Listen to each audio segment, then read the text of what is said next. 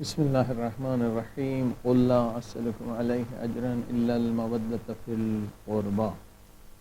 ہماری گفتگو اس آیہ کریمہ پہ ہو رہی ہے کہ پروردگار عالم نے پنجتن پاک اہل بیت کی محبت مودت کو واجب قرار دیا ہے، لازم قرار دیا ہے۔ اجر رسالت ادا ہو نہیں سکتا جب تک ان ہستیوں سے محبت و مودت نہ کریں۔ اور بہت ساری چیزیں ہیں جو صرف اور صرف مخصوص ہیں اہل بیت کے لیے۔ اسی طرح سے انما یرید اللہ لیذھب عنکم الرجس اہل البیت ویطہرکم تطہیرا، اس آیہ تطہیر میں سورہ احزاب کی 33ویں آیت میں پروردگار نے ان کی طہارت کا ذکر کیا ہے کہ میں اللہ جو ہے وہ ضامن ہوں، میں اللہ گارنٹی دے رہا ہوں، ضمانت دے رہا ہوں اہل بیت کو میں نے ہر نجاست سے دور رکھا، انہیں پاک رکھا، یہ سب پاک رکھنے کا حق ہے۔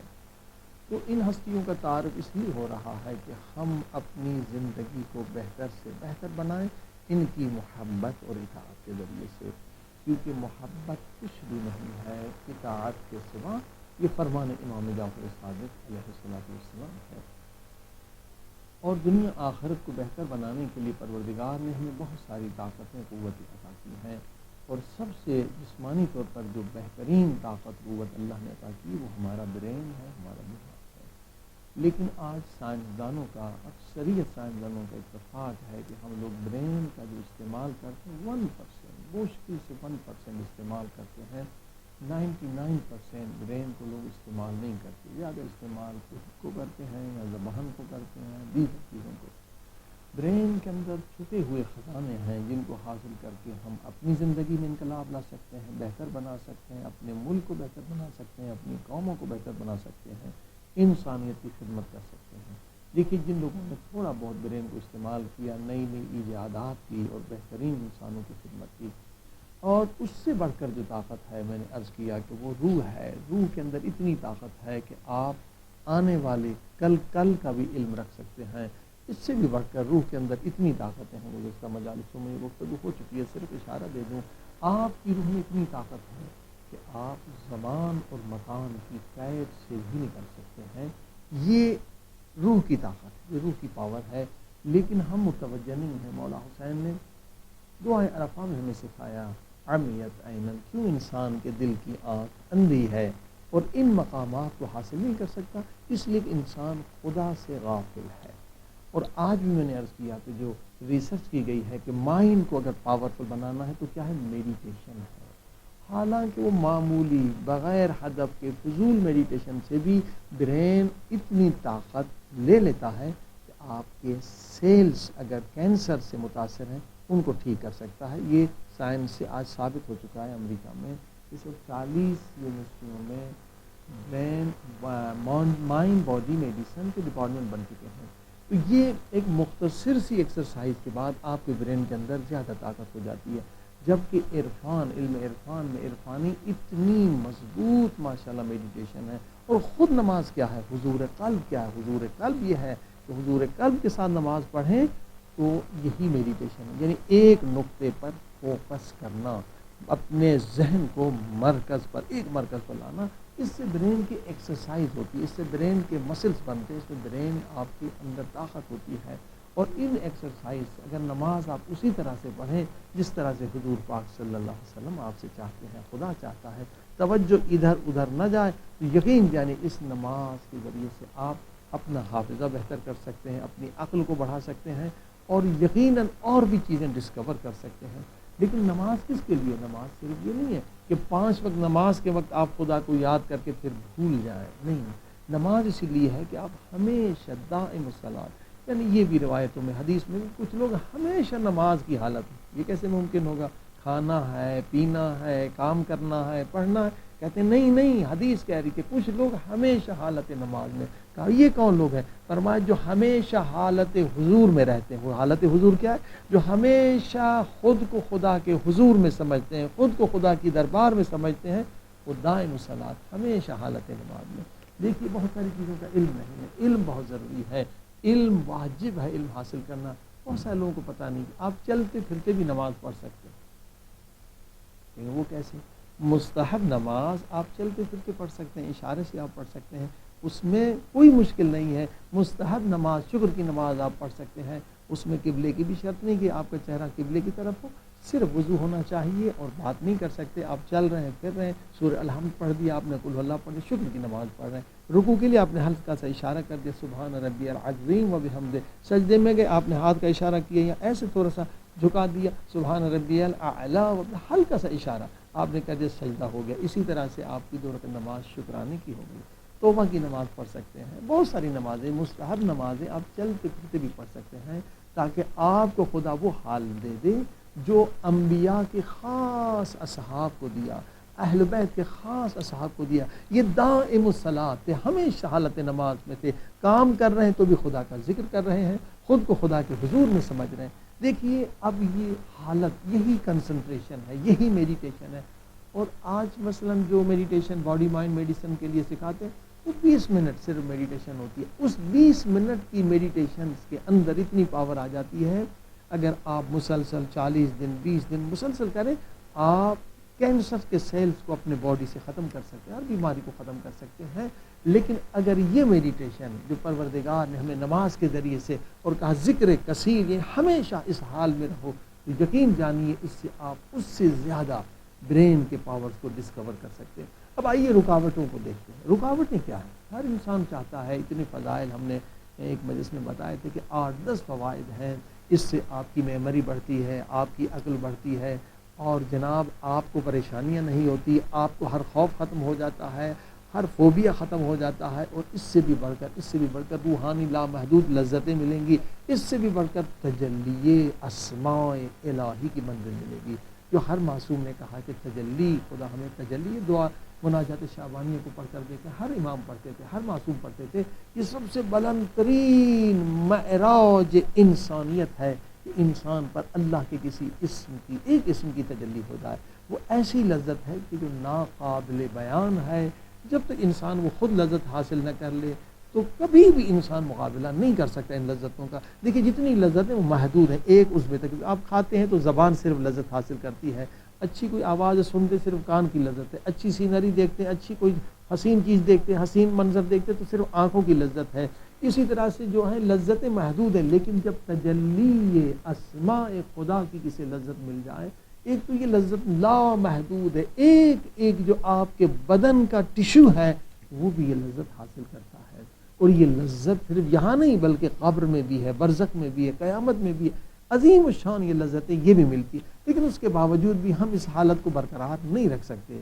تو کیا اصل طریقہ، کوئی ٹیکنکس ہو، کوئی ٹولز ہو، ہمیشہ ہم یہ حالت حضور میں رہیں. نہ خوف رہے گا، نہ ڈر رہے گا، نہ پریشانی رہے گی، عقل بڑھے گی، حافظہ بڑھے گا، ہر شے بڑھے گی. تو ہم کیا کریں؟ رکاوٹیں کیا؟ رکاوٹیں دنیا کی اشیاء ہیں، دنیا کے لوگ ہیں، دنیا کی بہت ساری چیزیں. باغ کو آپ نے دیکھا، درخت کی طرف توجہ چلے گی. آپ نے گھوڑے کو دیکھا، گھوڑے کی طرف توجہ. آسمان کی چاند کو دیکھا، چاند کتنا اچھا ہے، اس کی طرف توجہ ہو گئی. ایسے ہی یہ چیزیں جو ہے نا، مخلوقات خدا آپ کی توجہ خدا سے ہٹا رہے ہیں. لیکن اب طریقہ کیا ہے؟ جو اہل بیت کا طریقہ ہے، قرآن کا طریقہ. بندے خدا قرآن پڑھیے. قرآن نے کیا کہا؟ یہ مخلوقات خدا کیا ہے؟ آیات الہی ہے، یہ اللہ کی نشانی ہے. یعنی آپ نشانی کو دیکھ کے اسی میں گم ہو رہے ہیں. حالانکہ جب اللہ کی نشانی کو آپ نے دیکھا تو اس نشانی کو دیکھ کر آپ نے اللہ کی تعریف کرنی، خدا کو یاد کرنا ہے. لیکن شیطان کیا کرتا ہے کہ اسی نشانی میں ہم کھو جاتے ہیں، خدا کو بھول جاتے ہیں. اسی کی طرف قرآن مجید نے اشارہ کیا ہے. یہ کیا ہے؟ یہ ظلم ہے کہ ہم نشانی کو تو دیکھتے ہیں، اس میں کھو جاتے ہیں، مگر اس نشانی کے ذریعے سے وہ خدا جس کی یہ نشانی ہے اس کی معرفت حاصل نہیں کرتے. اور یہ کام شیطان کرتا ہے. سورہ 18 سورہ کہف میں فرمایا وَمَنْ أَظْلَمُ مِمَّنْ ذُكِّرَ بِآيَاتِ رَبِّهِ فَأَعْرَضَ عَنْهَا وَنَسِيَ مَا قَدَّمَتْ يَدَاهُ. یعنی اللہ کی نشانیاں دی گئیں، ہر انسان کو دی گئیں. اللہ کی نشانی ہم دیکھ رہے، آسمان اللہ کی نشانی ہے، چاند اللہ کی نشانی ہے، خوبصورت سمندر اللہ کی نشانی، خوبصورت میوے اللہ کی نشانیاں، یہ سب اللہ کی نشانی ہم دیکھ رہے ہیں. مگر یہ جہالت دیکھی ہماری. واقعی انسان کا سب سے بڑا دشمن کون ہے؟ اس کی جہالت ہے اور کوئی اور نہیں ہے. اللہ کی نشانیاں دیکھ کر ہم اللہ کو بھلا رہے ہیں، اسی میں مست ہو جاتے ہیں. گاڑی کو دیکھا، گاڑی کی یہ ہے بہت اچھی ہے، لیکن یہ کہ خدا نے گاڑی دی شکر کریں، اسی طرح سے مثلا اگر ایک درخت ہے، ایک کوئی حیوان دیکھتے سبحان اللہ، خوبصورت منظر ہے سبحان اللہ، یعنی نشانی، یعنی جو اللہ تک پہنچانے کا ذریعہ ہے، لیکن ہم کیا کہتے ہیں کہ اس نشانی میں گم ہو جاتے ہیں، اور یہ کون کرتا ہے؟ یہ شیطان ہمیں بھلا دیتا ہے۔ عزیزان گرامی، اب آپ نے طریقہ سیکھا کہ توجہ خدا کے حضور کو ختم کرنے والی چیزیں کون ہیں؟ کون ہے؟ جو اللہ کی طرف سے ہماری توجہ، شیطان ہے، لیکن ذریعہ کس کو بناتا ہے؟ آیات الہی کو۔ انسان کون ہے؟ آیات الہی ہے۔ چاند آیات الہی، اللہ کی نشانیاں۔ تو اللہ کی نشانیاں تو ہمیں اللہ کی طرف لے جائیں، اللہ کی یاد ہونی چاہیے کہ فکر کریں گے آیات الہی میں کیا ہوگا، اور خدا کی معرفت میں اضافہ ہوگا۔ نظام ہائے شمسی کو آپ دیکھیں، سبحان اللہ، کتنا عظیم شان نظام ہے، اور ہمارا نظام شمسی بہت چھوٹا ہے، ایک نقطہ ہے، اور جناب پھر اسی کائنات میں آپ دیکھتے چلے جائیے کتنے عجیب و غریب خدا نے مخلوقات خلق کیے ہیں، اور کیسے اس کا انتظام ہے، کتنی اس کی قدرت ہے۔ اللہ ایک نبی کو دکھایا گیا، کیا دکھایا گیا کہ جناب ایک چونٹی نے دانہ اٹھایا، چونٹی دریا کے کنارے پر آ گئی، اور دریا سے، سمندر سے ایک مخلوق نکلی، اور یہ چونٹی اس کے منہ میں چلی گئی۔ سبحان اللہ، یہ کیا منظر ہے! اللہ نے دکھایا، کیا دکھایا؟ وہ جناب دریا کے اندر مخلوق چلی گئی، نیچے ایک پتھر تھا، اور اس پتھر کے اندر جا کے اس چونٹی کو رکھا، اور اس چونٹی کے اس پتھر کے اندر ایک مخلوق خدا تھی، چونٹی نے اپنے منہ کا دانا اس کے اندر رکھا۔ اب آپ دیکھیں سبحان اللہ، خدا کتنا بہترین خیر الرازقین ہے، کس طرح سے رزق دیتا ہے، کوئی تصور کر سکتا ہے؟ ان چیزوں کو دیکھ کر تو خدا کی معرفت بڑھنی چاہیے، لیکن ہوتا کیا ہے، ہم نشانی میں گم ہو جاتے۔ اسی طرح سے اللہ کی نعمت ہے، اللہ نے ہمیں آنکھ دی ہے، کتنی بڑی نعمت ہے، ہمیں کیا کرنا چاہیے؟ فکر کر کے شکر کرنا چاہیے۔ کتنے لوگ ہیں جو آنکھوں سے محروم ہیں، خدا نے ہمیں ہاتھ دیے ہیں، خدا نے ہمیں پاؤں دیے، خود انسان اپنے بدن میں دیکھے تو بے شمار نعمتیں ہیں، ان نعمتوں کو دیکھ کر اللہ کی معرفت حاصل کرے، نہ کہ غفلت میں چلا جائے۔ عزیزان گرامی، حالت حضور، مراقبہ کیا ہے؟ مراقبہ یہ فکر کیا ہے؟ فکر جب کریں گے تو حالت مراقبہ، یعنی خود کو خدا کے حضور میں حاضر سمجھیں گے، یہی میڈیٹیشن ہے۔ میڈیٹیشن کا نتیجہ کیا ہے؟ اسلامی میڈیٹیشن، اسلامی سائیکالوجی کا فائدہ یہ ہے کہ دنیا بھی ملتی ہے، آخرت بھی ملتی ہے۔ اب یہ لوگ جو میڈیٹیشن کر رہے ہیں اسے صرف جسم کو ٹھیک کر لیتے ہیں، مگر آخرت نہیں ملتی، عالم برزخ کو نہیں دیکھ سکتے، کسی فرشتے سے ملاقات نہیں کر سکتے، علم غیب کو نہیں جان سکتے، لیکن معرفت نفس اور معرفت الہی کا تعلق ہے۔ جب آپ اسلامی سائیکالوجی کو حاصل کریں گے، ان علوم کو حاصل کریں گے، اہل بیت اور قرآن پر عمل کریں گے، تو دنیا بھی بہتر ہوگی، آخرت بھی، آخرت کے بہترین مقامات آپ کو ملیں گے، کیونکہ فکر کا نتیجہ مراقبہ ہے اور حالت حضور ہے، یہی میڈیٹیشن ہے، اور اس کا ثمر کیا ہے؟ ادب ہے، ادب۔ اب یہ دنیا میڈیٹیشن والے کوئی باادب نہیں بنتے کہ ان کی زندگی میں انقلاب آئے، وہ ایموشنز پہ کنٹرول کریں، لیکن اسلامی میڈیٹیشن یعنی نماز، اسلامی میڈیٹیشن یعنی دعا۔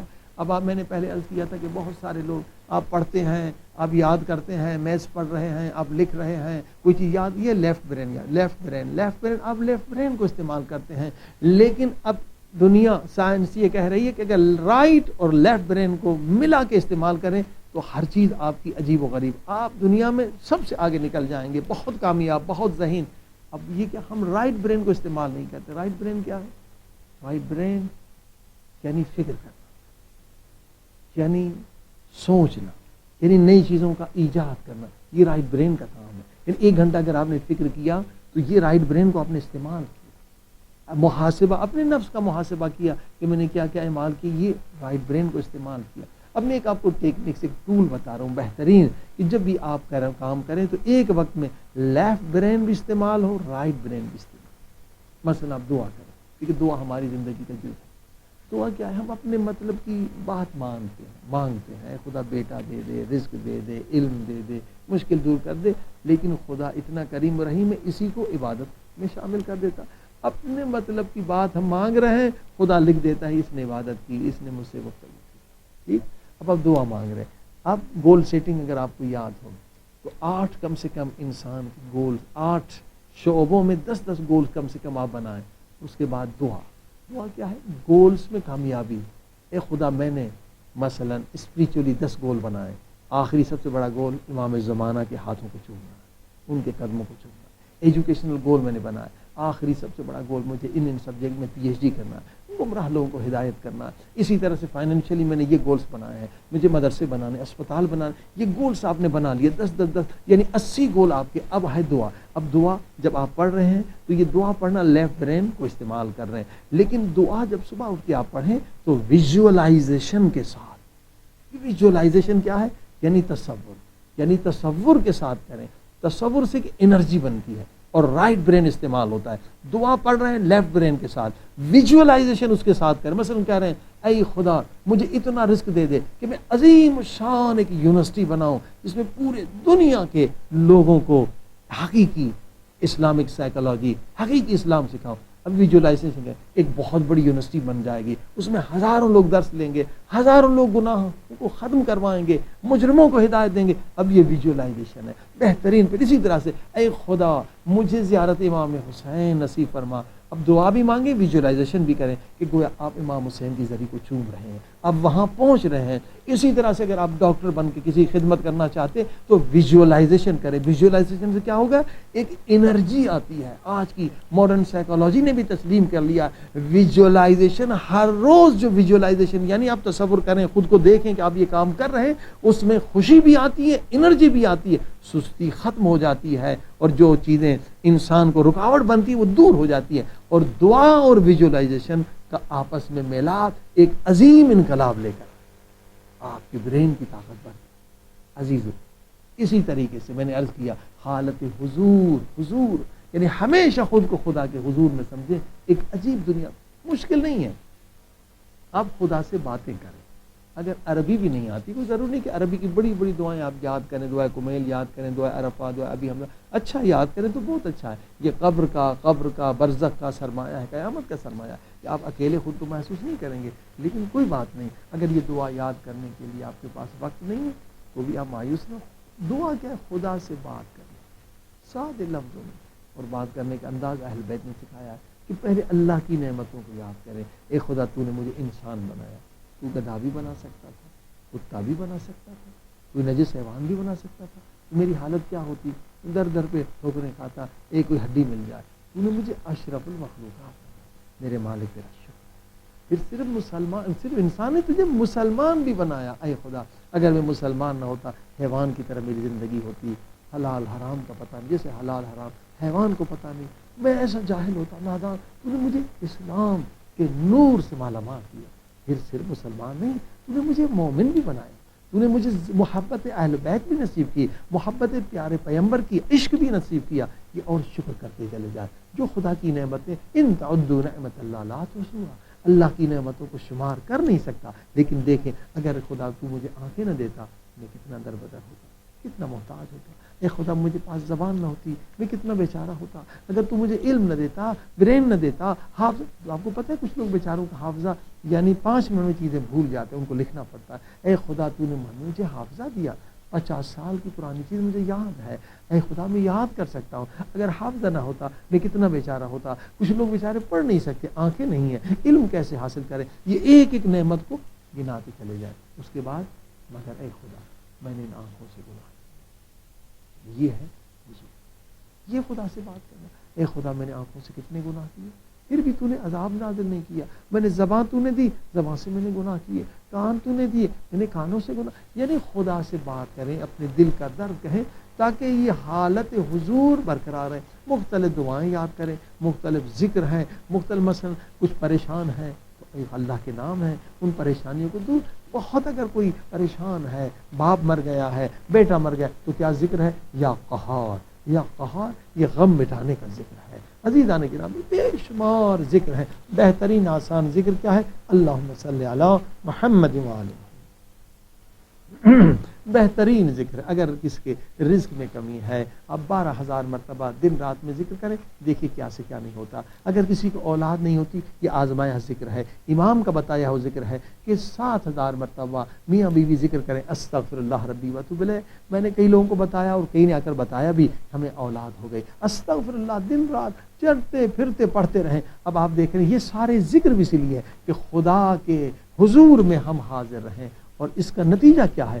حالت حضور کا نتیجہ ادب ہے، اور ادب نور ہے۔ تو مولا علی فرماتے ہیں ادب سے بڑھ کر کوئی میراث نہیں ہے. اللہ، ادب سے بڑھ کر کوئی میراث نہیں ہے. اگر ادب نہیں ہے تو انسان حیوان انسان میں فرق ادب کا ہے. عزیزان گرامی، آپ دیکھیے ایک شخص ہمیشہ امام جعفر صادق علیہ السلام کے ساتھ چلتا تھا.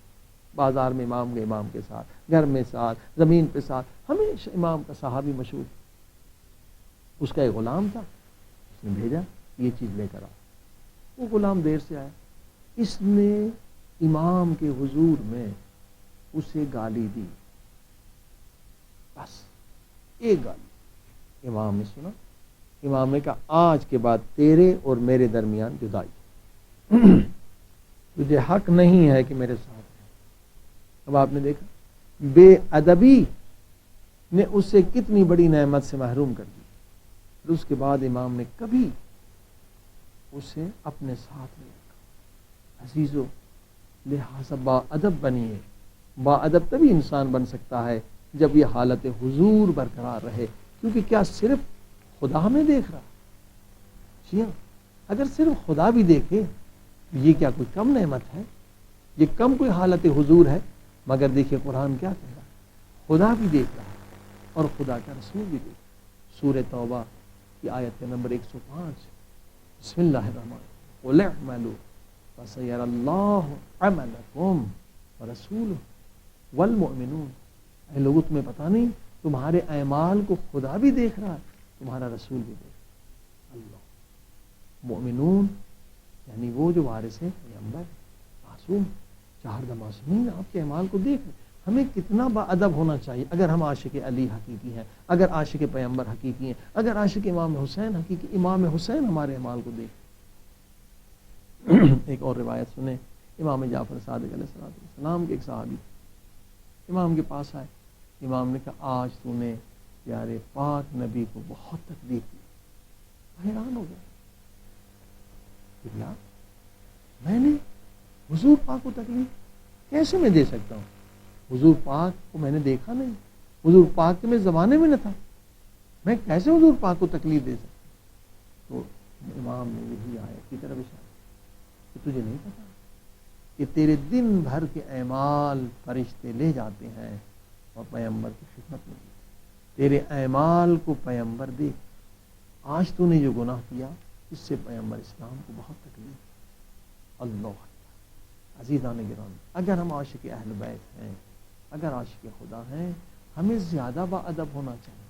کیونکہ روایت حدیث ہے، امام رضا علیہ السلام فرماتے ہیں کہ ہر دن تمہارے اعمال میری خدمت میں پیش ہو. اسی طرح سے امام حسن عسکری علیہ السلام سے روایت،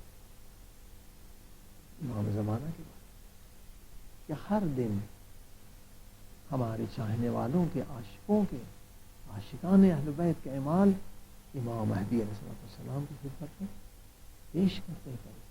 اور جب امام کسی مومن کا نیک عمل دیکھتے ہیں بہت خوش ہوتے ہیں، ان کے لیے دعا فرمائیں. لیکن جب امام کسی مومن کا گناہ دیکھتے ہیں، کس نے آنکھ سے گندی فلمیں دیکھی ہیں، آنکھ سے کسی کے ناموس کو حرام سے دیکھا ہے، زبان سے غیبت کی ہے، زبان سے تہمت لگائی ہے، زبان سے فتنہ کیا ہے، حدیث میں روایت میں امام دل دکھتا ہے، اتنے غمزدہ ہوتے ہیں کہ امام کے آنکھوں سے آنسو آئے. اللہ، اب آپ بتائیے یہ کہاں کی محبت، یہ کہاں کی وفا ہے، یہ کہاں کا انصاف کہ ہم امام کو رلائیں، اپنے امام کو. ساری امیدیں وابستہ ہیں شفاعت کی کہ امام شفاعت کریں گے، امام مدد کریں گے. جو نعمت ہمیں مل رہی ہے، حدیث قصہ ہے، مشہور حدیث شیعہ سنی نے لکھی ہے کہ جو کچھ مل رہا ہے اہل بیت کے صدقے میں مل رہا ہے. ہم اپنے اہل اعمال سے اگر پیارے پیغمبر کو تکلیف دیں، اپنے زمانے کے امام کا دل دکھائیں، تو ہم کہاں کے مومن ہیں؟ ہم کیسے مومن ہیں؟ میں آپ سے سوال کرتا ہوں، اگر آپ کسی سے محبت کرتے ہیں، کوئی آپ کا دوست ہے، آپ نے اس سے پوچھا دوست تیرا باپ کہاں ہے؟ اس نے رو کر کہا میرے باپ کو ظالموں نے زہر دے کے مار دیا. اب آپ کو پتہ چلا آپ کا دوست یتیم ہے، بتائیے کہ آپ کو اس کو تکلیف دیں گے؟ پھر آپ نے اپنے دوست سے پوچھا میرے دوست تیرا دادا کہاں ہے؟ اس نے رو کر کہا میرے دادا کو بھی ظالموں نے زہر دے کے مار دیا۔ کیا آپ اسے تنگ کریں گے، تکلیف دیں گے، اذیت دیں گے؟ نہیں، تیرا دوست تو بہت مظلوم ہے، اس کے باپ بھی شہید ہو گئے، اس کے دادا بھی شہید ہو گئے۔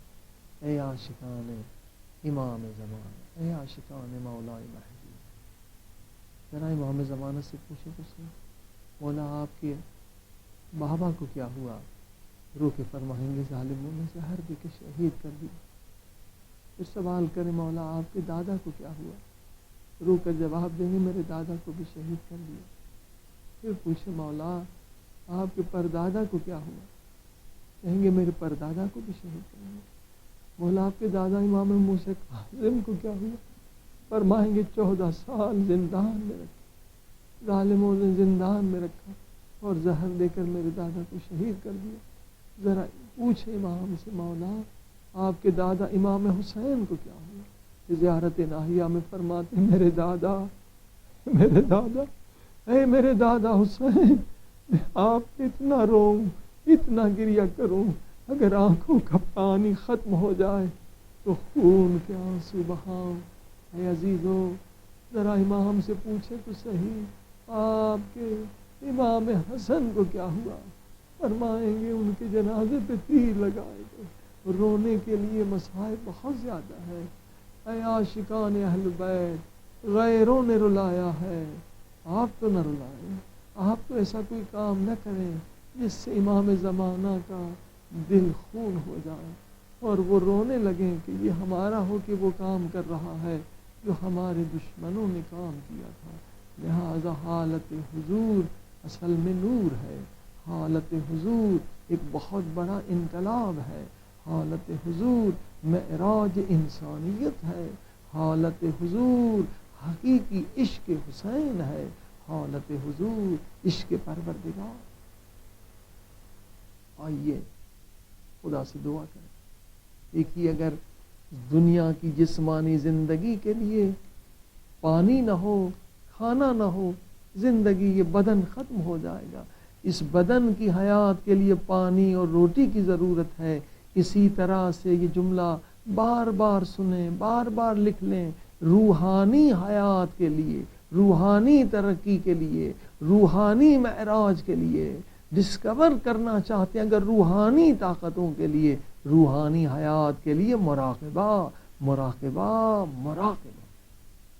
علامہ طباطبائی سے سکرات کے وقت شاگردوں نے کہا وصیت کرو، یہی وصیت کی، مراقبہ مراقبہ مراقبہ۔ اس سے بڑھ کر کوئی عبادت عظیم و شان نہیں ہے، یہ کنجی ہے ساری عبادتوں کی، اور غفلت جو ضد مراقبہ ہے وہ کنجی ہے ساری بدبختیوں کی۔ ساری بدبختیاں یہ غفلت سے ہوتی ہیں۔ آئیے خدا کی بارگاہ میں چلیں، اے خدا وہ عشق عطا فرما، یہ حالت عطا فرما کہ شیطان ہم پر سوار نہ ہو جائے، ہم تجھ سے غافل نہ ہوں، امام زمانہ سے غافل نہ ہوں، پیارے پاک نبی سے غافل نہ ہوں۔ یہ سب ہستیاں ہمیں دیکھ رہی ہیں۔ آئیے خدا سے دعا کریں، اے خدا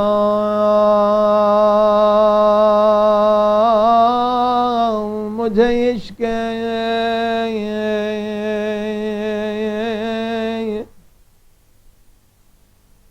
پیمبر نصیب فرما۔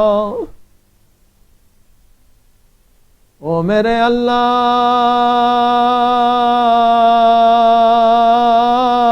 مجھے عشق حسین دے، او مجھے عشق سید سجاد نصیب فرما۔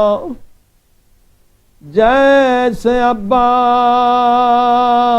نے حسین سے وفا کی، ویسے مجھے امام زمانہ سے آئے وفا کرنے کی توفیق عطا فرما۔ آئیے خدا کو واسطہ دیں کہ وفا بڑی نعمت، اگر وفا عباس جیسی وفا ہم امام زمانہ سے کریں اس سے بڑھ کے کیا نعمت۔ او میرے اللہ تجھے واسطہ اس لحظے کا وہ جب مولا حسین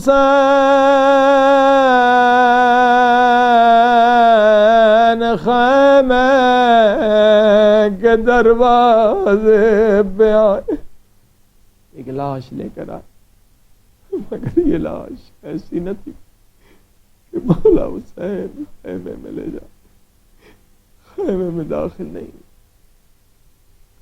خیمے کے در سے آواز دی، اما فضا ذرا بہن زینب کو بلانا، ذرا زینب کو بلانا، جناب زینب آ گئی۔ آئے ناظرین السامعین، سنیں گے مولا نے کیا جملہ فرمایا۔ مولا حسین نے فرمایا زینب قاسم کی لاش ہے، قاسم کی لاش لایا ہوں، مگر ماں کو نہ دکھانا، شاید ماں برداشت نہ کر سکے۔ اللہ، اب ذرا سنیں بی بی زینب نے کیا جواب دیا، کتنا درد بھرا جواب۔ بی بی زینب نے فرمایا حسین تیرے ہاتھ تو خالی ہے، لاش کہاں ہے؟